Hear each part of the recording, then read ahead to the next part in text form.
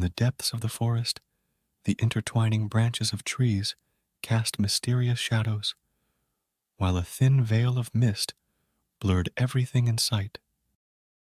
The silence of the forest was only occasionally disturbed by the flapping wings of a few birds.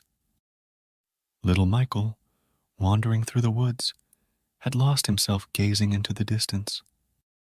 Before long, the shapes of the trees around him started feeling unfamiliar.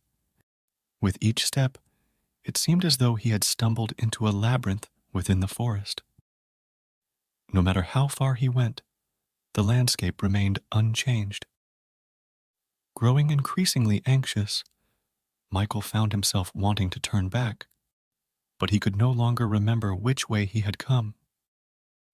He began to panic, the surrounding trees seemingly thwarting his attempts to backtrack. A thin mist was thickening with every step, veiling his eyes with a haze. Suddenly, he heard a distant scream. His heart raced. Fear and apprehension sent shivers down his spine. Yet, the scream didn't echo again. Now, the silence seemed etched into his ears, and it felt like the entire forest was watching him. Taking a few more steps, a figure emerged before him. As the wind rustled the dancing leaves, a shadow approached him. Michael attempted to step back, but his feet wouldn't comply. The shadow grew, and the figure standing before him reached out. Desperately trying to retreat, Michael found himself rooted to the spot. "Do you not remember me, Michael?" the figure whispered. "I can get you out of here." Michael timidly shook his head. "I don't know who you are. Can you get me out of here?" The figure remained silent, standing in the darkness for a while.